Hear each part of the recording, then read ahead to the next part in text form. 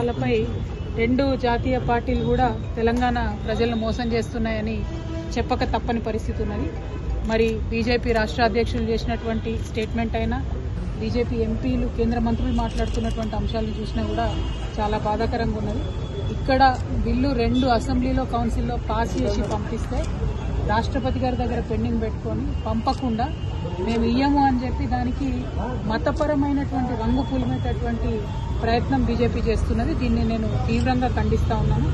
మరి గుజరాత్లో కూడా ఎట్లాంటి రిజర్వేషన్లు ఇచ్చిండ్రో అందరికీ తెలుసు. తెలంగాణకు వచ్చేటప్పటికే మీకు ఓట్లు ఇక్కడ రావు అని తెలిసే ఇటువంటి ప్రయత్నాలు బీజేపీ చేస్తున్నది.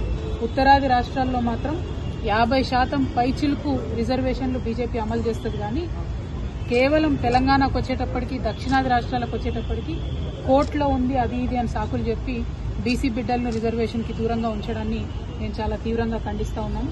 ఎట్ ద సేమ్ టైం మన రాష్ట్ర ముఖ్యమంత్రి గారు మరి ఆయన ఫ్లైట్ మోడ్ సీఎం మళ్ళీ ఇవాళ కూడా ఢిల్లీకి పోతాడట. 50 సార్లు అయిపోయింది, హాఫ్ సెంచరీ కొట్టి ఇన్నిసార్లు ఢిల్లీకి పోయేస్తున్న ముఖ్యమంత్రి గారు ఇప్పటి వరకు కూడా ఒక్కసారి కూడా ప్రధానమంత్రి గారి మీద ఒత్తిడి తీసుకొచ్చేటటువంటి ప్రయత్నం చేయలేదు. అఖిల పక్షాన్ని ఢిల్లీకి తీసుకెళ్లి బీసీ రిజర్వేషన్ మీద గట్టిగా మాట్లాడినటువంటి దాఖలా లేదు. అంతేకాకుండా నిన్న మొన్న కూడా ఆయన ఢిల్లీలో మళ్లీ మాట్లాడింది, ఏంది పార్టీ పరంగా రిజర్వేషన్లు ఇస్తాం, మేము ఇచ్చేటటువంటి పరిస్థితి లేదని. బీసీలు పార్టీ పరంగా రిజర్వేషన్లు కోరుకుంటలేరు. మహిళలు గాని బీసీలు గాని పార్టీ పరంగా రిజర్వేషన్ ఇస్తే అన్యాయం వారికి జరుగుతుందని మాకు తెలుసు.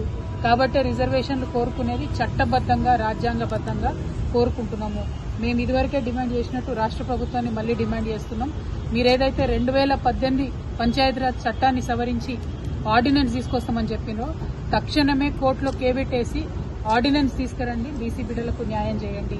మీరు ఇవి తప్పించుకొని తిరుగుదామని చూస్తే, అట్లా లేకుండా ఎన్నికలకు పోదామని చూస్తే తెలంగాణ బీసీ బిడ్డలు మిమ్మల్ని వదిలిపెట్టారని కూడా 2 జాతీయ పార్టీలకు కూడా మేము హెచ్చరిక చేస్తా ఉన్నాం. Thank you. జై తెలంగాణ.